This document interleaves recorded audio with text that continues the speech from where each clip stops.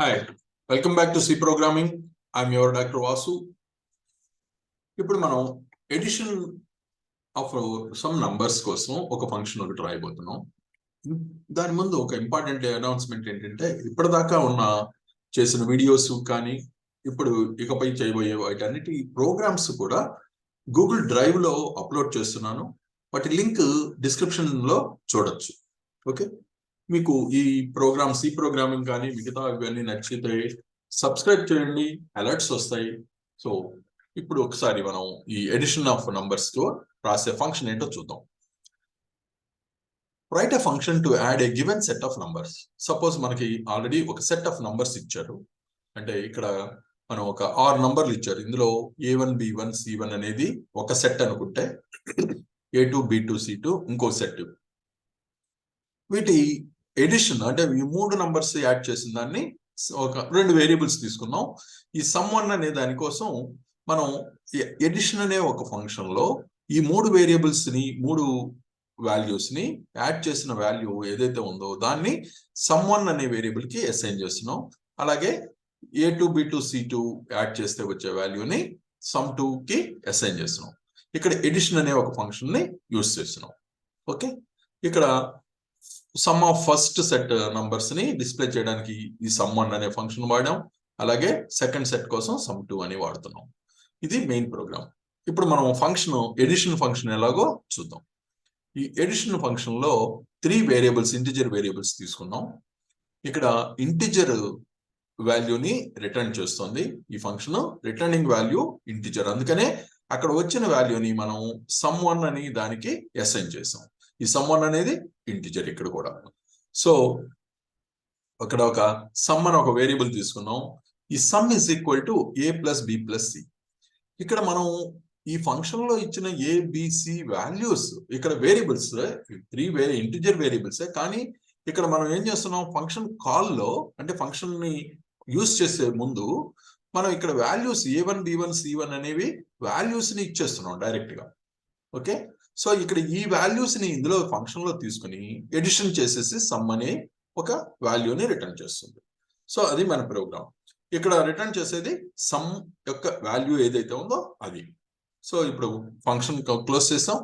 ఇప్పుడు కంపైల్ చేసి ఎగ్జిక్యూట్ చేస్తే some of first set numbers ఈ 3 యాడ్ చేస్తే వచ్చే వాల్యూ, సెకండ్ సెట్ ఈ 3 A2 B2 C2 యాడ్ చేస్తే వచ్చే వాల్యూని ఇక్కడ ఇస్తుంది అన్నమాట. ఈ విధంగా సపోజ్ మనం right A function to add A set of numbers.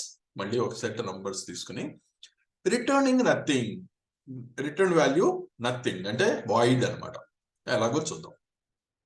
ఇక్కడ సేమ్ మనం ఒక 6 నంబర్స్ తీసుకున్నాం, ఒక 2 సెట్స్ గా. ఇక్కడ ఫంక్షన్ ని కాల్ చేస్తున్నాం. Okay, edition A1 B1 C1 అంటే ఈ 3 నంబర్స్ ని యాడ్ చేసిన దాన్ని ఈ ఫంక్షన్ ని కాల్ చేస్తున్నాం. ఓకే, అలాగే ఇదే ఫంక్షన్ ని మళ్ళీ ఇంకొక సెట్ ఆఫ్ వేరియబుల్స్ తో కాల్ చేస్తున్నాం. ఓకే, ఇక్కడ వేరియబుల్స్ గా యూజ్ చేస్తున్నాం వీటిని. ఇప్పుడు return 0 and close over. Function ఏంటంటే ఎడిషన్ అనే ఫంక్షన్ వాయిడ్ అంటే ఇది రిటర్న్ చేసే వాల్యూ ఏమీ లేదు, నథింగ్.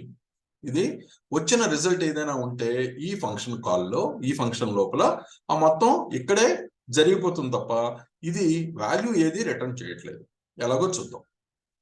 ఇక్కడ సమ్ అనే ఒక ఇంటిజర్ వేరియబుల్ తీసుకున్నాం.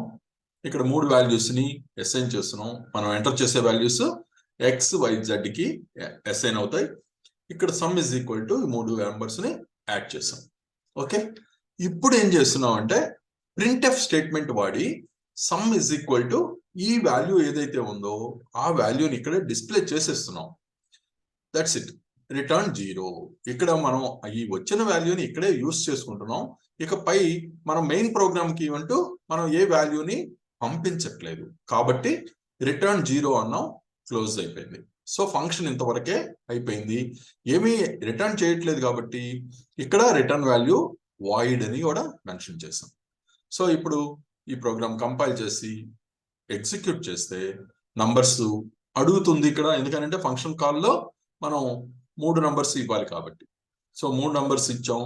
ఇది సమ్ ఎంతో ఇక్కడ ఈ ఫంక్షన్ లోనే చెప్పేస్తుంది. ఈ some is equal to this much. 60 వచ్చింది. అలాగే ఫంక్షన్ కాల్ ఇంకొకసారి యూస్ చేసాం కాబట్టి మళ్ళీ అడుగుతుంది. మనం నంబర్స్ కనుక 3 సార్లు ఎంటర్ చేస్తే ద టోటల్ సమ్ ఇక్కడ వచ్చేస్తుంది కంప్లీట్ గా. సో ఇది మనం ఇదే ప్రోగ్రామ్ ని సపోజ్ ఇక్కడ వాయిడ్ అనే ఇచ్చేసాం, ఏమి రిటర్నింగ్ వాల్యూ ఏమీ లేకుండా. సపోజ్ ఇదే టైప్ ఆఫ్ ఫంక్షనింగ్ వాల్యూ ఏదైనా రిటర్న్ చేయాలి అంటే ఎలా ఉందో చూద్దాం. ఇక్కడ మనం A1 B1 C1 A2 B2 C2 రెండు సెట్ ఆఫ్ నంబర్స్ తీసుకున్నాం.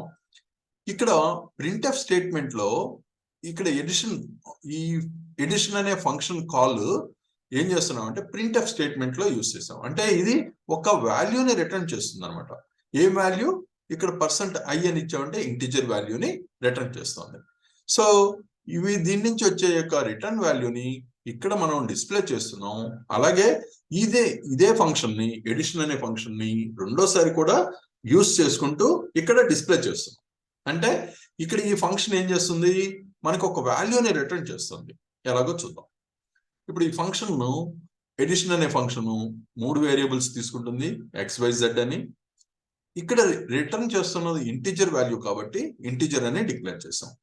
ఇప్పుడు వాల్యూస్ తీసుకుందాం. సమ్ అనే ఇంకొక వేరియబుల్ తీసుకున్నాం. మనం 3 నంబర్స్ ఎంటర్ చేస్తున్నాం. XYZ కి అసైన్ చేసాం ఆ నంబర్స్. ఈ నంబర్స్ యొక్క ఎడిషన్ సమ్ కి అసైన్ చేస్తున్నాం.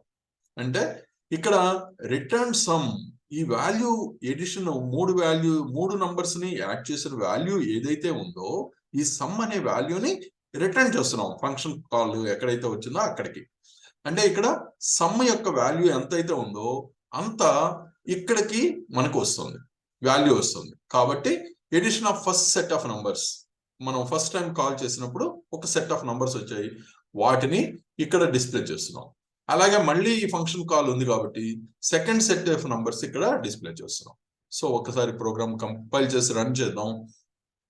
ఒక సెట్ ఆఫ్ నంబర్స్ ఇచ్చాం, వాటి టోటల్ ఇలా 35 5 10 20 35 వచ్చింది.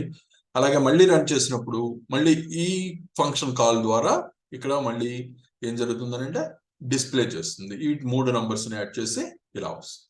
సో ఈ విధంగా మనం ఒకే టైప్ ఆఫ్ యాక్టివిటీ, ఒక టైప్ ఆఫ్ యాక్టివిటీని మనం వాయిడ్ అని కానీ లేదా ఇంటిజర్ ఒక వాల్యూని ఏదైనా రిటర్న్ చేసేటట్లుగా కూడా రాయొచ్చు అనమాట.